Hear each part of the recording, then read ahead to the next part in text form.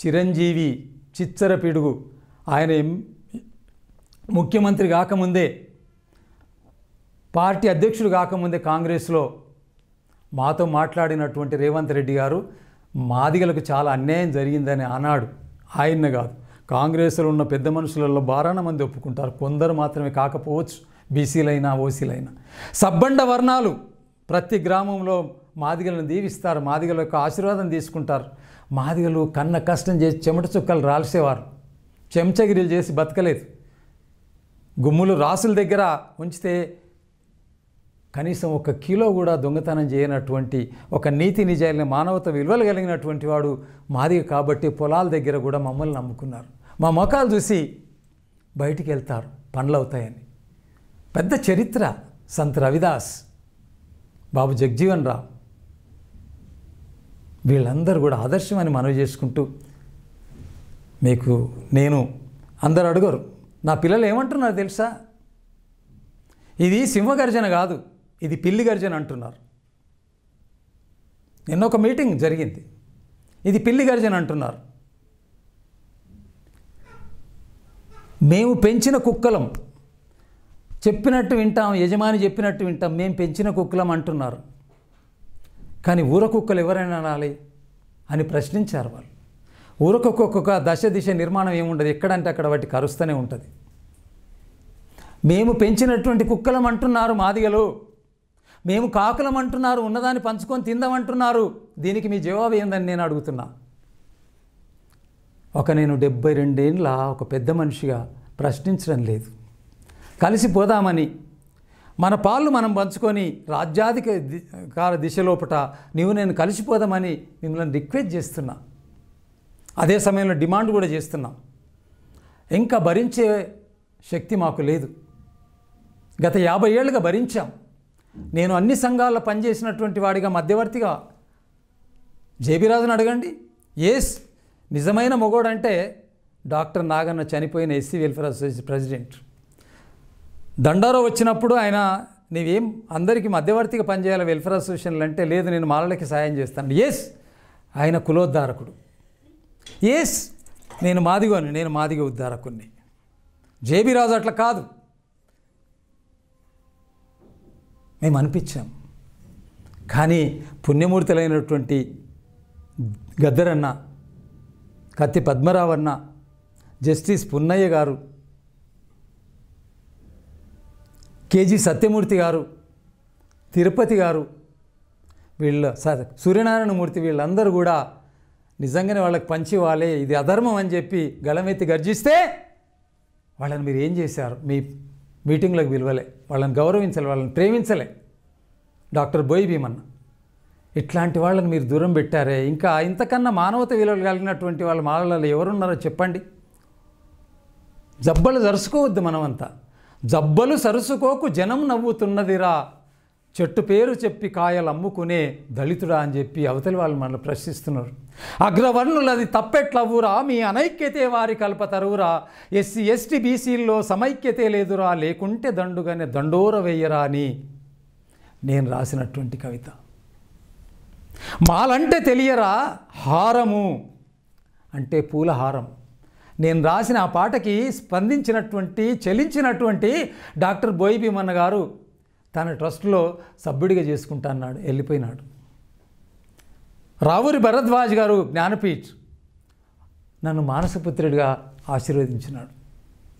Dasarathi Rangacharya, doctor C Narayana Reddy, గజల్ గంధర్వ విఠలరావు, బోయి భీమన్న, బొజ్జ తారకం, కత్తి పద్మరావు, వీళ్ళందరూ కూడా ఒక తమ్ముడిగా నన్ను దీవించారు, ఒక బిడ్డగా నన్ను దీవించారు. ఈ జాతిని దీవిస్తున్నటువంటి ఆ పెద్ద మనుషుల కన్నా ఎక్కువ జ్ఞానం కలిగిన వాళ్ళ మామ అని నేను మిమ్మల్ని ప్రశ్నిస్తున్నా. ప్రశ్నించడం లేదు.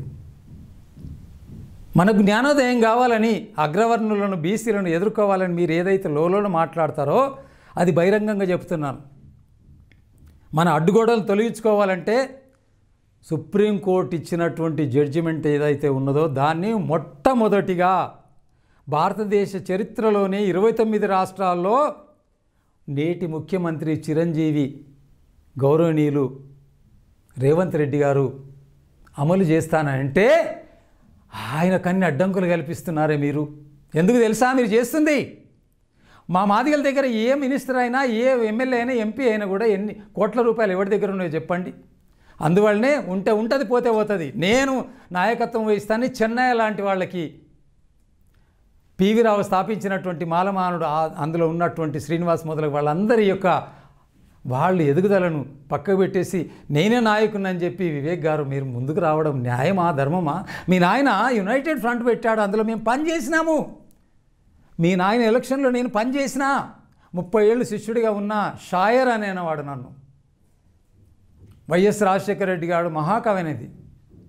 నేను 3 ముఖ్యమంత్రులు వెంబడి పనిచేసిన, చెమట చుక్కలు రాల్సిన, ఈ 2 జాతులు కలిసి ఉండాలని ప్రయత్నం చేసిన, ఇప్పటికి ప్రయత్నం చేస్తూనే ఉన్నా.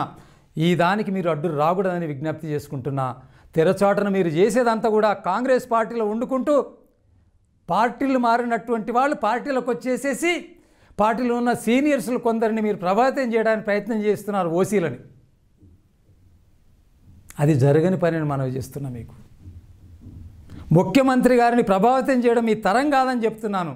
కానీ ఆయనను వెనుకకు నెట్టడానికి, ఆయనను ముఖ్యమంత్రి ఉండకుండా చేయడానికి కూడా మీరు ప్రయత్నం చేస్తున్న మాట కూడా వాస్తవమని మనం చేస్తున్నా. వివేక్ గారు, లక్ష్మణ్ గారు, వీరేశం గారు మొదలగు వీళ్ళు మీరు ఎవరైతే ఉన్నారో, ఎవరైతే దీనికి రిజర్వేషన్లకు మేము వ్యతిరేకం కాదని చెప్పుకుంటూనే ఈవేళ సింహగర్జన లోపల మీరు గర్జన చేస్తున్నా. రాజేష్, ఎందుకు తమ్మి నిన్ను మేము ఎంత గౌరవించినాం, ఎంత చిరంజీవిగా దీవించినాం. నీ నోటి నుంచి కూడా తన్నడము, గుద్దడము, చెప్పులు వగైరా, కాలు మొక్కాడు అనడం ధర్మమా?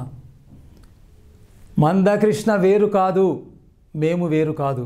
కానీ సిద్ధాంతపరంగా మా లోపల ఏమన్నా ఉంటే లొసుగులు ఉంటాయి. నీ దగ్గర కూడా ఉన్నాయి, నీ సంఘాలలో కూడా ఉన్నాయి. కానీ చైనా వారు వచ్చినప్పుడు భారతదేశం అంతా సివిల్ వార్లో అందరూ కూడా ఆనాడు మిలిటరీ జవాన్లుగా ట్రైనింగ్ తీశారు. అందులో మా నాయన కూడా జవాన్. మా నాయన ముందు కమ్యూనిస్ట్, దాని తర్వాత ఆర్య సమాజ్, ఆ తర్వాత 92 ఏళ్ళు చనిపోయే వరకు కూడా ఒక మాట పడకుండా ఏమిరా మొగులా అని అనిపించుకోకుండా చచ్చినటువంటి వాడు పుట్టినవాడిగా మీ అందరికీ నేను సవినయంగా విజ్ఞప్తి చేస్తున్నా. ఇది మంచి పద్ధతి కాదని విజ్ఞప్తి చేస్తున్నా. నా తమ్ముళ్ళంతా సింహగర్జన చేయడానికి సిద్ధంగా ఉన్నారు. వాళ్ళు ఏమంటున్నారు? ఇది పిల్లి గర్జన అంటున్నారు, ఇది ఊసరెల్లి గర్జన అంటున్నారు. వ్యక్తం చేస్తున్నారు. నేను ఎవరిని శపించలేదు, ఎవరిని అమర్యాదగా మాట్లాడను కూడా. కానీ సంధానకర్తగా పనిచేస్తున్నా.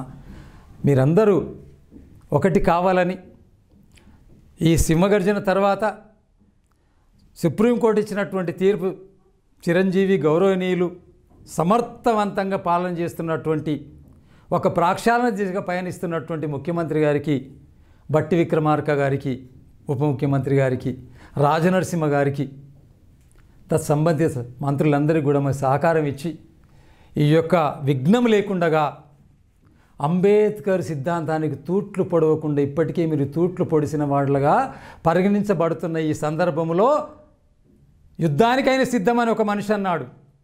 నేను ఖబర్దార్ అని చెప్తున్నా. యుద్ధానికి సిద్ధమనేటటువంటి మాట విడ్డ చేసుకోమని చెప్తున్నా ఒక నాయకుడు అన్నాడు. ఏ సవాలుకైనా జవాబు చెప్పడానికి ఈ జాతి సిద్ధంగా ఉంది, ఈ నాయకులు సిద్ధంగా ఉన్నారు. మా దండోరలో పనిచేసిన కాదు, కుల సంఘాల, మాదిగ కుల సంఘాల్లో ఉన్న కులోద్ధారకులందరూ కూడా సిద్ధంగా ఉన్నారు. మీరేంటి దానికి 70 లక్షల మంది ఉన్నటువంటి మా ఆత్మగౌరవాన్ని చంపుకొని ఇంకెన్నాళ్ళు పడి ఉంటాము. అంబేద్కర్ సిద్ధాంతులం మేం, సంస్కర్తల సిద్ధాంతులం మేం, గాడియ బాబా వారసులం మేం, పూలే వారసులం మేం, పెరియార్ వారసులం మేం. మీరు ఎదిగిపోతున్నాం అన్నారు కదా. ఎస్, ఇప్పటి వరకు చేసింది చాలు. సాక్షాత్కారంగా అక్షర సత్యంగా మీరు మా దగ్గర కొల్లగొట్టిందా లేదని దాని కొరకు కలిసి ఉండంగా ఇంతమంది చనిపోతే కూడా ఒక్క మనిషి కూడా ఖండించలేదే. మా పిల్లలు చనిపోతే తెలంగాణ ఉద్యమంలో 1400 చనిపోతే ఆంధ్ర వాళ్ళు ఖండించలేదు. ఇక్కడ మేమింత అన్యాయం అవుతుంటే మీరు ఖండించలేదు. ఇది ఎక్కడి తారతమ్యం, ఇది ఎక్కడ అన్యాయం అని నేను ప్రశ్నించడం లేదు. నేను ఇది ప్రబోధ చేస్తున్నా.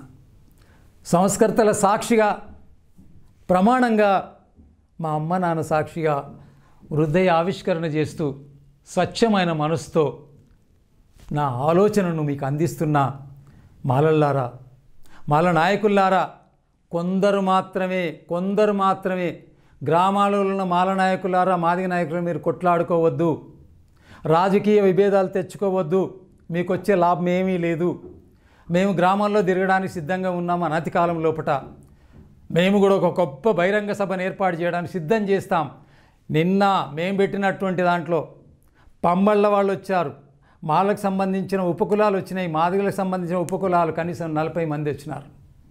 కాబట్టి మేమేదో ఆషామాషిగా మాట్లాడడం లేదు, కానీ మేము యుద్ధానికి సిద్ధమన్న మీకు మేమేమంటున్నామంటే సంధికాలం శాంతియుతమైన మార్గాన్ని ఎంచుకోవడానికి కొరకు నేను మీకు ఒక పిలుపునిస్తున్నాను. కానీ నా యువకులు మండుతున్నటువంటి నిప్పురవ్వలు అనుకోకండి, మీరు అపార్థం చేసుకోకండి. ఇప్పటికే అంబేద్కర్ సిద్ధాంతానికి తూట్లు పొడిసి అంబేద్కర్ అంటున్నారు కదా. రిజర్వేషన్లో ఆనాడే ఒక స్త్రీ శిరోమణి తమిళనాడు రాజ్యాంగం రాసేటప్పుడు చెప్పింది, ఈ రిజర్వేషన్లు వస్తే విభేదాలు వచ్చి మాకు గౌరవం తగ్గుతుందని. అదే వచ్చింది. కానీ ఆమె చెప్పిన మాట కూడా మనం వినకపోతే 15 మంది స్త్రీ శిరోమణులు ఒక్కొక్క మాటను వజ్రతుల్యంగా చేశారు వాళ్ళు. కాబట్టి మీ అందరికీ నేను సవినయంగా విజ్ఞప్తి చేస్తున్నా, ఇది మా డిమాండ్ అని. సుప్రీంకోర్టు జడ్జిమెంట్ను మీరు ఒప్పుకోవాలి. కమిషన్లకు తప్పుడు సమాచారం ఇవ్వకూడదు. ప్రభుత్వమా, ముఖ్యమంత్రి గారు వినండి బాగా, మాల ప్రతినిధులు ఎవరైతున్నారో మరి జనాభా లెక్కలు కూడా తప్పుడు లెక్కలు ఇచ్చేసి లంసం వచ్చినప్పుడు లక్షలలో ఉన్నారని పెంచడానికి కూడా ప్రయత్నం చేయవచ్చు. కాబట్టి దీన్ని కూడా తస్మాత్ జాగ్రత్త అని తత్సంబంధిత ఐఏఎస్ ఐపీఎస్ క్లాస్ 1 ఆఫీసర్స్కి అందరికీ గ్రామాలలో లెక్కలు చేసేటప్పుడు సరైనటువంటి లెక్కలు తీయమని, ఆ లెక్కల ప్రకారంగా దామాష ప్రకారంగా మాలమాదిగల యొక్క వాటాలను పంచివ్వమని, తత్సంబంధిత ఉపకులాలకు కూడా వాటాలు పంచివ్వమని మాదిగ సంఘాలన్నీ కూడా సమిష్టి నాయకత్వంలో ఏకగ్రీవంగా తీర్మానం చేసి అసెంబ్లీ సాక్షిగా తీర్మానం చేసినటువంటి రేవంత్ రెడ్డి గారికి మేము కృతజ్ఞత అభివందనంతో నిన్న ఒక మీటింగ్ చేసినాము. వారి కృతజ్ఞత తెలియజేస్తూ ఆ ప్రభుత్వం మాదిగలకు న్యాయం చేకూర్చాలని మరొక్కసారి ముఖ్యమంత్రి గారిని తత్సంబంధిత అధికారులను మంత్రులను కోరుకుంటూ, జై మాదిగ, దళితుల ఐక్యత నెరవేరాలి, దళితుల సమైక్యత నెరవేరాలి, సంస్కర్తల బాట తూచా తప్పకుండా పాటించాలి, అంబేద్కరిజాన్ని పునీతం చేయాలి, అంబేద్కరిజానికి తూట్లు పడవద్దని. జై మాదిగ, జై మాదిగ, జై హింద్, జై భారత్, జై తెలంగాణ.